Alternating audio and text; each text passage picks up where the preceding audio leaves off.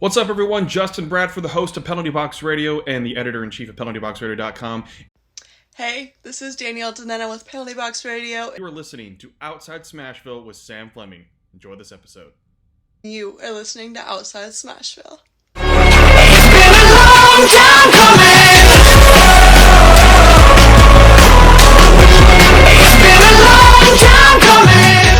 Ladies and gentlemen, as the song says on the introduction from NHL 20, it's been a long time coming. Hockey finally back. And Outside Smashville, episode 9 back, as you hear Jack Woods laughing in the background. One of my very first guests I had on this podcast, along with Danielle Danena. Jack, how have you been, my friend? It's been a minute. Yes, it's been a minute. It's been a minute since we talked hockey, man. I think the last time that we talked, my hair was like shaved and like I didn't have like all of this going on. I look like a professional, and now I look like a boogeyman or something. I look like Sasquatch.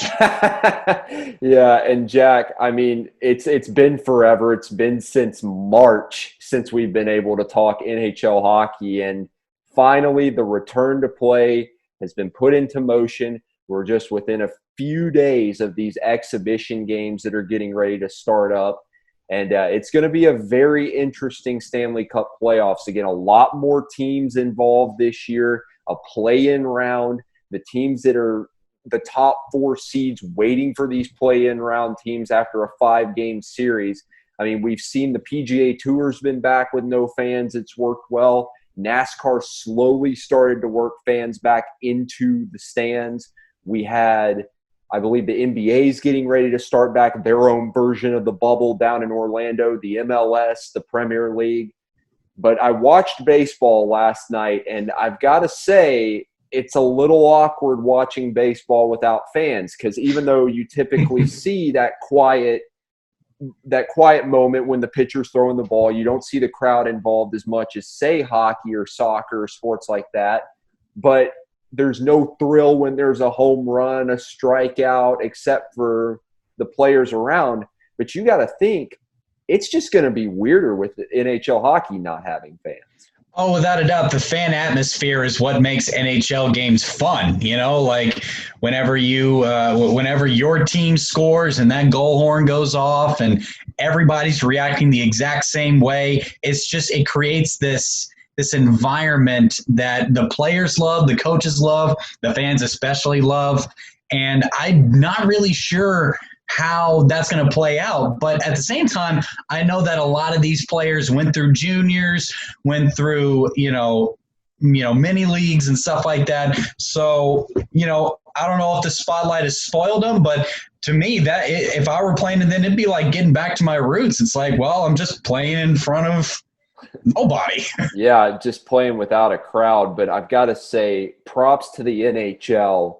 They have done a great job with this. I think when we initially talked about it on PBR Extra or PBR Premiere, that show we did with everybody that had been on air that year, we all were concerned how this was going to work out with the NHL. A contact sport, a lot of socialization between the coaches, the staff, the players, pretty close compact. You're hyperventilating inside of a facility that's enclosed. It's not like golf or NASCAR where you don't have to share the same room with somebody. But I've got to say, I saw a study that they did I think 800 tests or something, and only 2 players had tested positive. So big credit to the NHL. But what is your thoughts then on the return to play so far? Well, if we were in like a Denmark or a Germany or heck, even in Italy right now, I would feel a whole lot better because I can see cases are starting to drop in those other countries. But, in the United States, it just continues to go up. And that's just a fact. Cases continue to rise in the United States. And, I would say I'm very concerned about the players' safety and the coaches' safety. I'm glad that they're not introducing fans. I think it's a little too soon. the selfish part of me is really looking forward to finally watching hockey instead of playing NHL 20 all day long. But I would still err on the side of caution, and I don't really like the mentality of next man up if somebody gets COVID-19. But at the same time, I understand that the league did what they had to do to appease the fans, and the league did what they had to do in the safest way possible to bring players back and to allow them to compete for this cup and to give fans closure and to give everybody closure on this season. So there are some upsides, there are some definitive downsides, but at the end of the day, it's hockey, dude. It's we're finally not gonna watch Phil Forsberg highlights on YouTube. Yeah, exactly. But those have been pretty to watch, or watching reruns of games. Yeah, But yeah. I watched the All-Star game when it first came on, and it was like, man, even that's making you miss it. So 2 hub cities. We've got the Eastern Conference over in Toronto. We've got the West over in Edmonton. It's very interesting because the Rogers Place, or I think Rogers Arena, the Edmonton hub, just got flooded recently. Which made for a big story, but I think they've gotten that taken care of. And they did a diagram of it. I saw the picture of Edmonton. It's like a plaza area. There's the arena. There's like 3 or 4 hotels these teams have been put into. So definitely props to Gary Bettman. I know we all do not like Gary Bettman kind of when it comes to this. You hear him get booed, but he's done a great job trying to get the fans back into hockey the safest way possible, get our players back in shape, because these guys have been off since March, haven't been able to really skate with the rink shut down here in Nashville and across the country, but it's been so far so good. It looks like the training camp's going very well from what our own reporter Justin Bradford has been showing us. Yeah, without a doubt. And, I've been trying to follow different teams, see what they're doing, see what the locker room looks like, see what the media is doing. And Sarah Siv on The Athletic, she's been reporting nonstop Carolina Hurricanes content. Everything seems to be the same across all spectrums, across all teams. Everybody seems to be implementing the same kind of strategies for social distancing and for wearing a mask. And, even the interviews that Justin and Robbie Stanley and Chris Martell and all of them and down in the Preds locker room there, it's a social distancing. Like, they're having to ask questions over video, and, players are wearing masks during the interviews. And, it seems that they are making it as safe as possible. As safe as it could possibly be. Yeah, and I agree with that. And some of the masks have been fantastic. Dante Fabro with the he shoots, he scores, you suck mask is fantastic. And so is Ryan Johansson. He's had some good ones too. But it's got to say, the guys are looking in pretty good form when you see Forsberg flying around out there and Ekholm and those guys. Of course, there's a lot of excitement on this roster, as we've seen.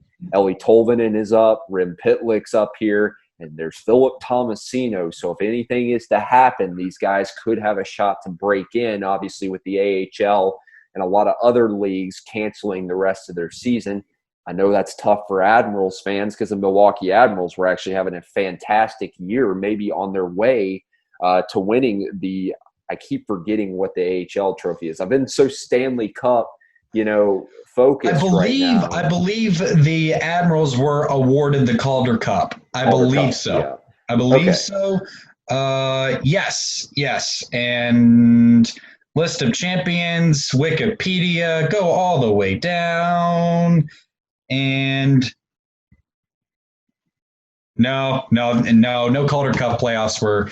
So they still won the regular season. Right. They still dominated the AHL. Yeah, and I know John Jensen's going to get on me, but we know how John Jensen is. So attempted to try to hack the PBR Gaming Twitch, which we'll get to in the end. But oh, boy. So I think it now comes the time. We've kind of broken down our thoughts here, Jack. We've got to pick out. There's quite a few good series here. We know the Predators are playing the Arizona Coyotes, which I think is going to be a better series than a lot of people are saying it's going to be, because Arizona is a strong team. You've got Taylor Hall, you got Nick Schmaltz, Clayton Keller, Phil Kessel, Stanley Cup champion out there. But I'm picking a series to watch, and I think you've got one too. We kind of agreed on different ones. My series to watch is going to be that Carolina Hurricanes versus New York Rangers series over there on the Eastern Conference. Why, you might ask? Because, by gosh, the Carolina Hurricanes look like they could be a threat. The storm surge could happen during the Stanley Cup playoffs once again. You know, they've got Andrei Svechnikov, who we've seen do the lacrosse goal along with Philip Forsberg. Sebastian Aho, who's a really talented player. They've got Brady Shea at the trade deadline. Peter Mrazek, who's had a really good start in net for them since he's come over. They just got so much young talent on that Carolina team that plays like veterans. And I think that's a key thing. You know, everybody's like, wow, they traded Jeff Skinner. They got rid of Noah Hannafin. It's only benefited this team since that trade.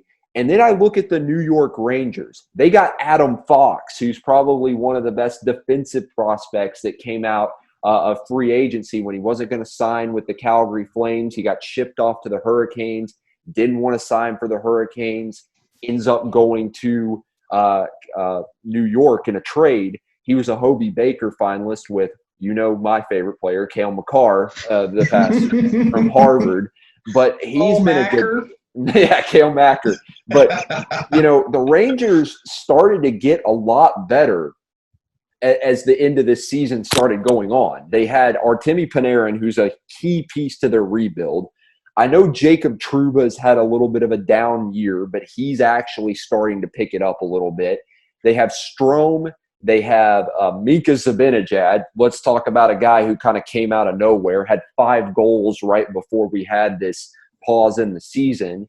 They have Capo Caco, the number 2 overall pick. You've got Henrik Lundqvist, maybe, who hasn't been doing as well. They have Alexander Georgiev and then Igor. I can't pronounce the last name. It's just they call him Igor. But I really like that Rangers and Hurricanes series because that's 2 young teams that have really, you know, you got the Rangers starting to get back to where they were a couple years ago when they made that Stanley Cup run where they lost to the LA Kings.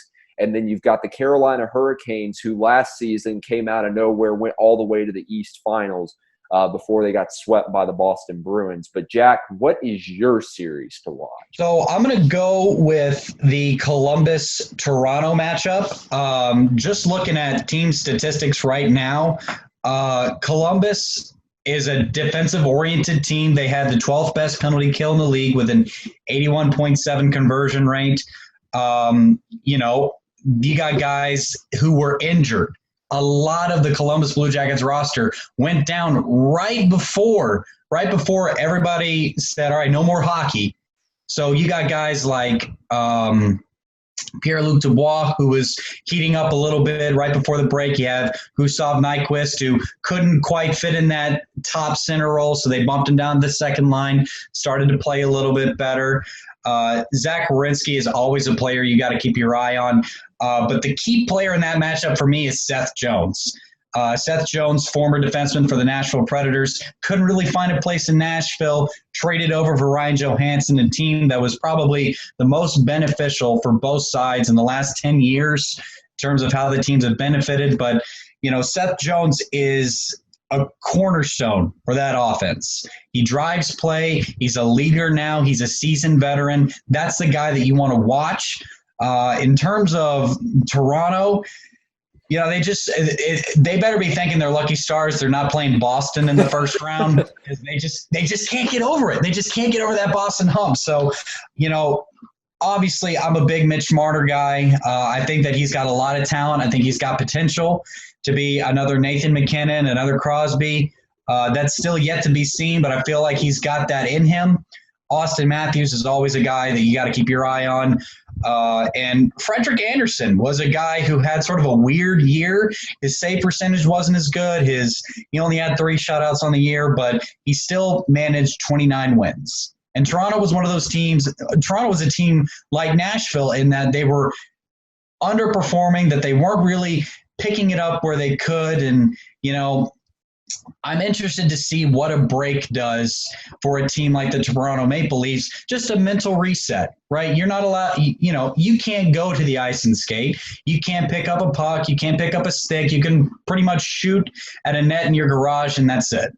You can rollerblade around the neighborhood, and that's it. So I'm just wondering what a mental restart does for the Toronto Maple Leafs, and I'm interested to see what the Columbus Blue Jackets look like with a full and healthy roster, because as you know, Sam, that Columbus roster, when fully healthy, is very, very dangerous. Very dangerous. Yeah, they're another young team, and I got to see them play when I went to Arizona this year to watch the Coyotes, obviously the team the Predators are playing, but that team, they've got, I think Emil Bemstrom, who's a really underrated rookie, Oliver Bjorkstrand, who's another good player for them as well. They don't have really big names like they did when they had Duchesne, Panarin, and Bobrovsky, but, they have Elvis Merzlikins in net, and then Jonas Korpisalo, who's been really solid. That was actually an all-star pick this year. So they got some solid young guys. Now, you mentioned a restart. Columbus is definitely a team that could benefit from this break. Toronto, another one.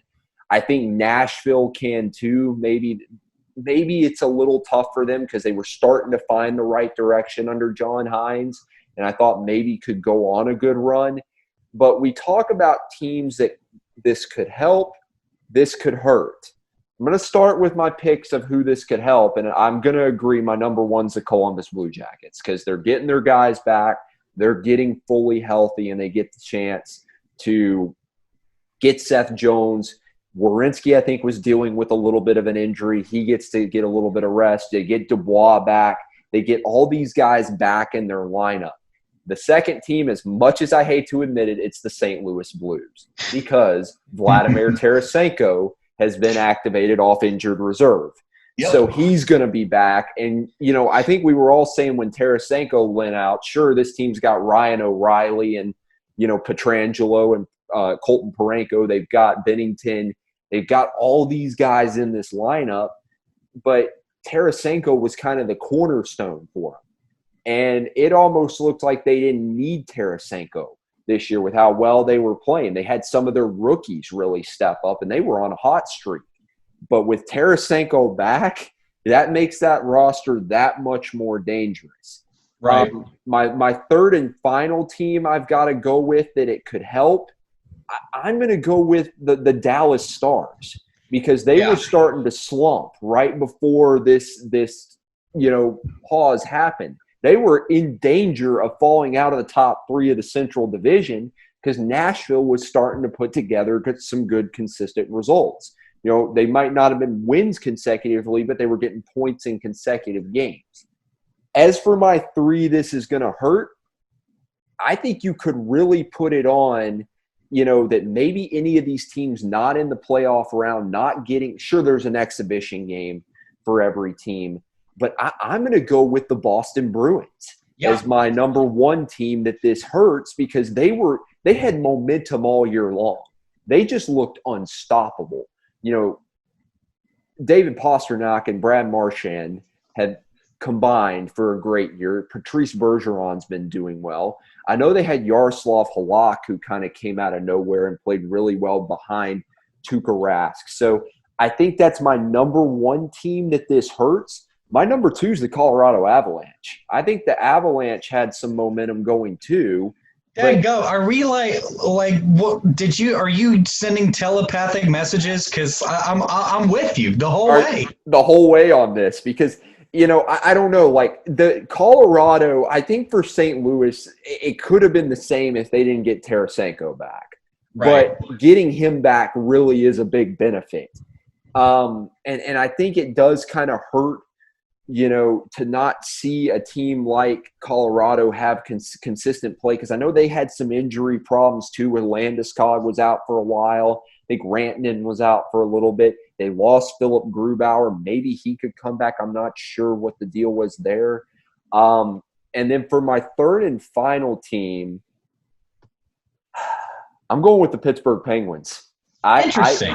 I think they're going to be one of these teams that, Crosby's not getting any younger. Neither is Malkin. Sure, they have Gensel, but I don't know. They haven't impressed me that much this year with this team. And this is a team that everybody expects, will compete for a Stanley Cup, and then they get swept last year, going up against the Islanders. And it almost started to remind me, are we getting ready to see what happened to the Chicago Blackhawks, a team that's at the top of the mountain and then starts to fall off? But, I think you could make a case for I think you could make a case for any team both being benefited or being hurt by this. But do you have any things that you would change? Because I know you said that you mostly agree. Yeah, I mean, obviously teams that were riding momentum, teams that were basically coasting through February, March, and April, all the way to the playoffs. Teams like Boston, obviously, right? But one team that kind of got overlooked was the Tampa Bay Lightning. And I know that you're a Lightning guy, but, looking at point differential, they were the second best in the team. They were only 8 points out. They had played the same amount of games as Boston, but Tampa got off to that slow start, and then suddenly they're Tampa Bay Lightning again. So I think that the Tampa Bay Lightning, for a team that started off slow, for the trajectory that they were going in, they had them. They had Boston right where they wanted them, and now it's complete reset. Yeah, and that's basically what this quarantine is. It's a complete reset. I think another team that had some momentum, the Philadelphia Flyers. I mean, they were about to take over Washington. They were 1 point away with the same amount of games played. They had a better goal differential, positive 36 versus Washington's positive 35.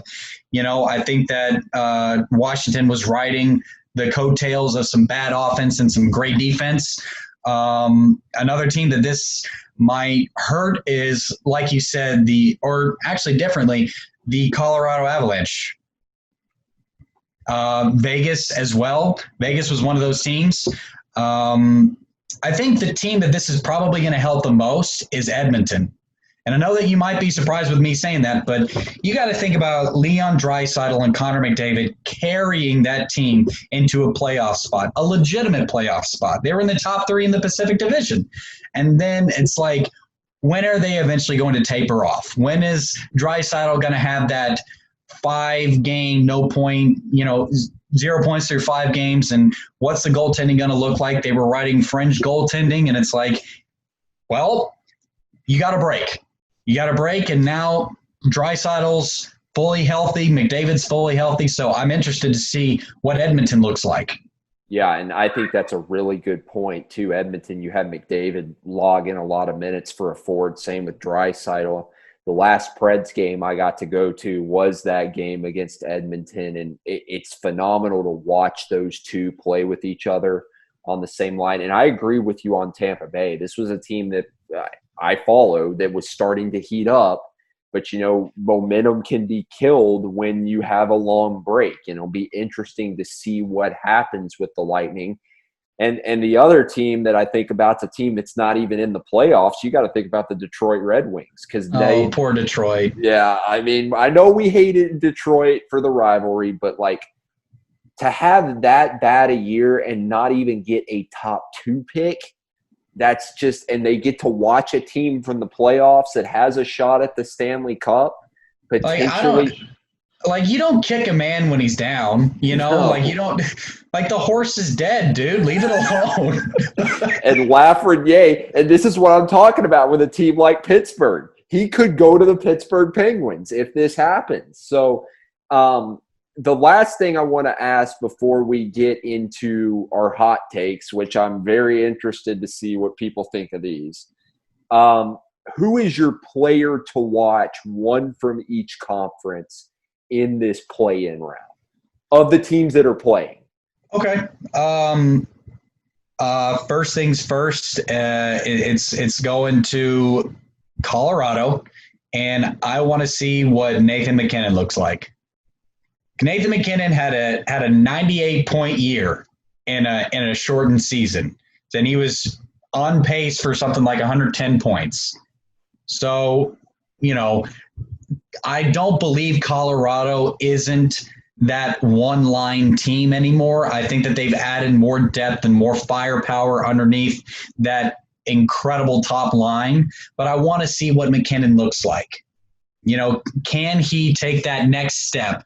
Can he be that player in the playoffs that wins them a playoff series? Can he be that player that takes the Avalanche out of this, you know, round one and see you later, or, you know, round two and goodbye? Can he take them to that Western Conference, potentially Stanley Cup, and really put Colorado where they're going to be anyways in about 2 years? Can he take that step? Is this the year that Nathan McKinnon finally takes the Avalanche to the Cup? And then the other player, and we talked about him briefly, Sidney Crosby. He tried to run player-run practices in all of this COVID mess, and he had to miss a couple of days in training camp. And like you said, he's not getting any younger. I would never, ever, ever, ever count out Sidney Crosby. Never. But like you also said, they got swept last year. Right? There's some magic there that's it's starting to wane away a little bit. So is there going to be an extra push from that Pittsburgh Penguins team? Like, hey, we're losing years. We're losing some mileage on this car. Let's gas it and go. Let's get everything out of this guy that we can. So how about you? I like those players because I think it's like you said, McKinnon's had a good year. I think it's flown under what Draisaitl and what McDavid have done in the West, and I agree with that. And I do like the Crosby one. I mean, as much as people maybe don't like Crosby, you got to respect what he's done in the NHL. So, and I think the same could be said for Alex Ovechkin, but that's he's getting a lot older than Crosby, but. For the East, I'm going back to one of the teams in the series that I said I was interested in watching, which is the Rangers and the Hurricanes. And I'm going to go with a rookie. I'm going with Capo Caco. He came out and mentioned a statement that he feels better, he feels faster, and he feels a lot stronger. Now, you look at the top two picks in the NHL draft this past year, Jack Hughes, Capo Caco. Two very different seasons. Kako had not had that great a year, but he started to pick it up. Jack Hughes, who's Jack Hughes? I mean, and they're not even in the playoffs. And I think a lot of people thought that New Jersey team might be in a playoff run, but they're not. They were way out of it. I think Capo Caco, if he starts to go in the right direction for New York, could be one of these dark horse players as a rookie that could help this team make a Stanley Cup run. Now, for the West, do you think that Capo Caco would be the equivalent to like a Pontus Aberg in that 2017 run, or do you think that do you know what I'm trying to hint at? I know what you're getting at, like Freddie Gaudreau and Pontus Aberg. I don't want to consider Caco that, because Capo Caco was like this notable guy that came out of the NHL draft. He wasn't some like deep round pick, undrafted free agent that just sort of nowhere. Now, could he be that kind of player? Sure, but this is a guy that they expect at some point could step up in his career and help them with guys like Panarin. But I think if he plays better, he's definitely somebody that could make a difference for this team. And I really like what Capo Caco brings as a player. I watched some of his highlights back before he got drafted. He's strong, fast skater, but he just really hasn't adapted, because I think New York had such a slow start to the year. Now they've kind of picked it up. He's starting to play better. So Caco for me in the East is the guy to watch. Now for the West, it's a little bit harder because there's so many guys. You know, I don't really want to go with Nashville, but I was going to say somebody like Ryan Johansson for Nashville. Could he have been a benefit? Matt Duchene as well, another one that I mentioned to you. And I think there's so many guys. You look at Tarasenko, that's a guy. How's he going to do coming back off injury? But even the Blackhawks, I even thought about Dominic Kubalik, who's been a really good player for Chicago this year. The one guy that I'm looking at when I look at these series is I'm going with another rookie from the Vancouver Canucks, Quinn Hughes, the brother of Jack Hughes. Because I'm not going to pick Makar, because everybody knows how I think about Cale Makar. But Quinn Hughes everybody's like, oh, Quinn's a good player. I mean, but he's not going to be jack. He's a defenseman. He's not going to produce. That Vancouver team really shocked me this year because they've been on this rebuild path all these years, and they've never really had this solid defenseman. And then they got Tyler Myers in on free agency on a relatively good deal. Brock Besser's had a good year. Elias Pettersson, he's always been a good rookie. I think he doesn't get as much appreciation as some of these guys that were in his draft class do. They got Tyler Toffoli from the Kings. They have Tanner Pearson. They've got these depth guys since the Sedins left that have really meshed well. But Quinn Hughes as a rookie, and then they got Thatcher Demko in net, Jacob Markstrom, who's had a good year. But I'm going to tell you what, if Quinn Hughes can have a really good playoffs on the back end for the Canucks, I think that Vancouver team is a dark horse to potentially come out and be one of the favorites in the West. Well, to add to your point, he had 45 assists as a rookie, as a 5'10", 170-pound rookie. I mean, he's the epitome of what it means to be the NHL defenseman of the future, right? He's driving play, creating chances, and dude, you could not have picked a better player to watch from that team. Yeah. So we've got Crosby and McKinnon. So we got two star veterans that are established and two rookies in Kakko and Hughes. Now, this is one I've been waiting for. This is the hot takes segment. I told Jack to give me one hot take. Let me get settled in here. All right. I told Jack to give me one hot take. I'm going to start, and, I didn't want to go straight into, like, a finals prediction of who's playing who. I wanted to kind of make it based off the play-ins in this first round after the play-ins because, like you said, the Colorado Avalanche, the St. Louis Blues, the Dallas Stars, and the Golden Knights, they are playing for the number 1, 2, 3, and 4 seeds. And then on the other side of the East, you've got the Bruins, the Lightning, the Capitals, and the Flyers. My hot take. Let me hear it. The Boston Bruins do not beat the team they face from the play-in round. And I know I've got some friends that are Bruins fans, and I'm going to get a lot of stick from Boston people. It's a good team, but let's resort back to what we mentioned about who this could hurt. Boston was cruising this year, going to win the President's Trophy. They did win the President's Trophy. And they looked like a clear favorite. And I think if we hadn't had the stoppage, Boston might have coasted their way to a Stanley Cup. And I know Tampa was on their way. But sure, there's a play-in round robin to play for the number 1 seed. But there's something about an advantage of playing a 5-game playoff-like feeling series in my eyes that benefits a team that's coming from this play-in round versus Boston just playing a round robin to see where they set for the seeds of the first round. But I don't think they get swept. I don't think anything like that. It might go to 7 games, but I don't think Boston wins against the team that they play in the play-in round, from the play-in round. Before I give you my hot take, is it confirmed that the Canadians are facing the Penguins? Because yes. The Canadians are going to beat the Penguins. I mean, I think Price is going to catch fire. I think Tatar is going to lead that Canadian offense. I think that the Penguins have run out of steam. Just given what I saw, given the people they picked up in free agency, I just don't think the Penguins have that Stanley Cup magic anymore. I mean, this is a team that every single year they have Crosby and Malkin. You think, all right, so they have potential to go to the Cup. I don't think so. I think too much time off. I think the fact that there has been a little bit of controversy with Crosby trying to lead player-led workouts.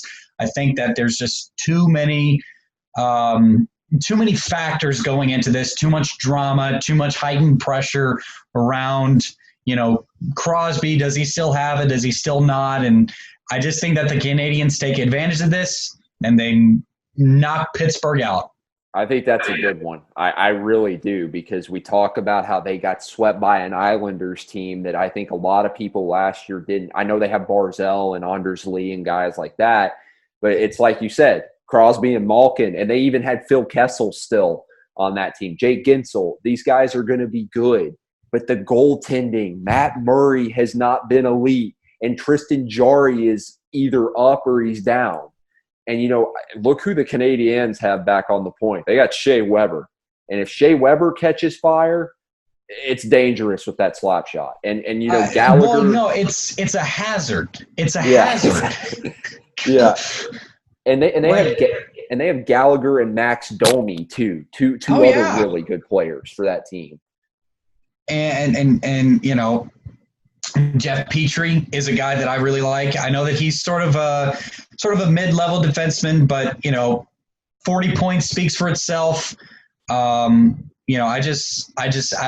really think that this Canadiens team doesn't have the Stanley Cup magic, but I do think that they have knock a former Stanley Cup champion out of the playoffs magic. Yeah, and so we both took one from the East, and I said one hot take, but I kind of want to take one from the West. Okay, sure. Just to throw it in there. And I've been looking at the West teams, and I mentioned we talked about the Vancouver Canucks. They could be a team that makes a deep run. But I'm going to talk about the team that they're facing. Oh, yeah. Minnesota, if the Minnesota Wild by chance win this series, they might be someone to watch out for, because Kevin Fiala has been unbelievable for this team this year. I mean, we watched him play against the Preds the day after that Edmonton game, and he had an unbelievable goal. And I think Eric Stahl has had a career revival there. They still have Ryan Suter. They have Matt Dumba. They've got some good pieces on that team. I think Minnesota's a team that if they win that series against Vancouver, watch out. They could be one of these underdog stories that make almost like a Nashville Predators type run from 2017 to a Stanley Cup. Well, and you forget about guys like Zach Parise when Kevin Fiala's leading the team in points. Yeah. I mean, Matt Zuccarello's on that roster, and, they've got guys like Alex Stalock, whose goals against average was less than 2.7, which is a lot better than, teams that are getting really hyped up right now, like Matt Murray. You got a lot of good, solid talent on that Minnesota Wild roster. Yeah, so that's just a little bit of a playoff breakdown, but I think it wouldn't be proper to end this episode without talking about what happened the other day. The 32nd NHL team has been announced. I think the name was not a surprise when it first came around because it was initially talked about. But I read somewhere that they had explored over 1,200 team names for this Seattle team. But you look at where they are, I think the Seattle Kraken is a fantastic name. The jerseys look phenomenal and clean, I must say. The color scheme. I was wondering if they might go with like a Seattle Supersonics kind of look from the NBA team, but I got to like the different colors. They're going to have a nice arena there. But I think it's something I said in our group chat for PBR. We're all very welcoming of this team. And then come the 2021 offseason, we're going to hate Seattle because of that expansion draft. Well, I've been thinking about that, and I've been thinking about that in the context of the Nashville Predators, because time has told us that when Neil went to Vegas, Nashville got the short end of the stick, right? Because Neil went on and made another playoff run. He got stuck on a Calgary Flames team, and then he goes to Edmonton, and, back to that hot and cold James Neal that Nashville knows and loves. So I'm just kind of thinking, who's that one player that Nashville really, really, really doesn't want to lose? Yeah. Because I know that names like UC Saros and Colton Sissons have come up, but what about guys like Calle Yarncroke and Kyle Turris? Yeah. and this is what I'm going to say, because just a debate. I know this is outside Smashville, but I think it's fair we touch on this because we are mainly Well, here in and we're talking Nashville. about this in the context of the Seattle Kraken, which Right.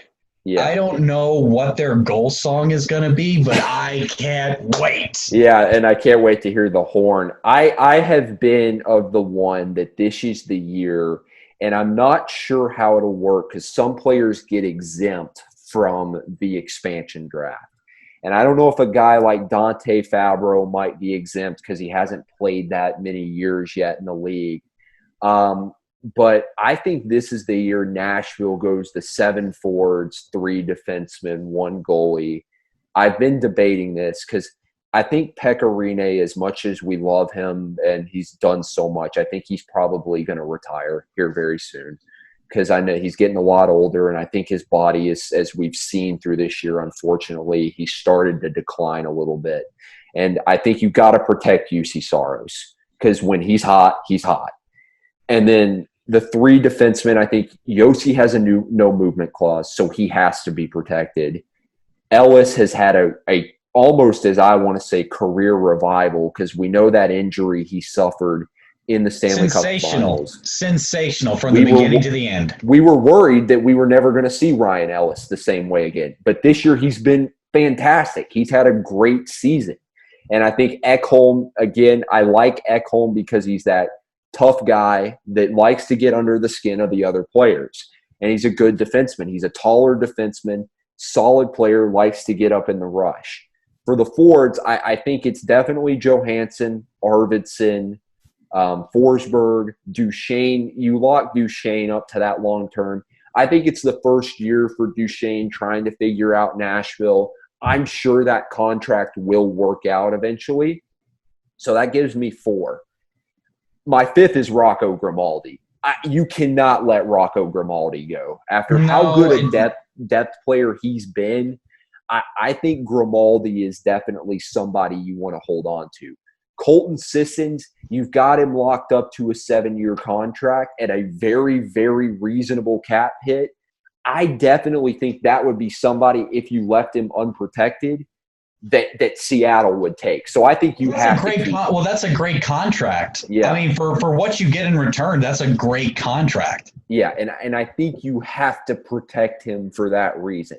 So far I've got Joey, I've got Arvy, I've got Phil, I've got Duchesne, I've got Grimaldi, and I've got Sisson. So that last one comes to be.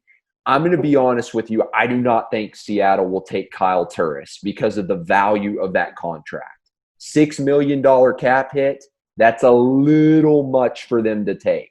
You put him on the first line?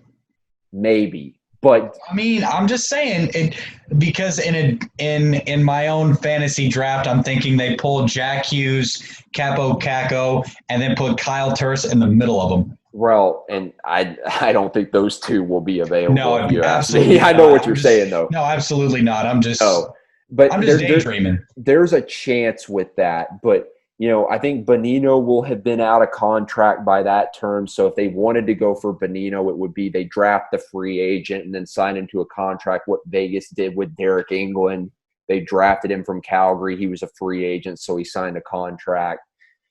That last spot to me is the one that I think a lot of guys are going to have to play for and earn. You think about a Yakov Trenin, but I don't think he'll have enough games yet to qualify for the expansion draft. I think that last spot's kind of up for grabs depending on what happens next year. Because you got to think about, what if Craig Smith or Mikhail Granlund stick around? Do you keep one of those? So I think it's up for grabs on what Nashville, and maybe David Poyle works some magic instead of last time just letting them select James Neal. Does he try to make a trade to get them to take a certain player, maybe trade some depth pieces and maybe some draft picks so it doesn't affect the overall integrity of the lineup? I want to say one more thing before we have to go. I have one more hot take. Okay, go for it. I think Matthew Barzal and Rod Nelson take that series from Jonathan Huberdeau and the Panthers. I like it. I agree. I think that team is really good this year in the Islanders. And I That think team is so solid from top to bottom. You got a guy like Barry Trotz at the helm. Oh my gosh, Varlamov having a great year. So is Greece. Got a fantastic penalty kill.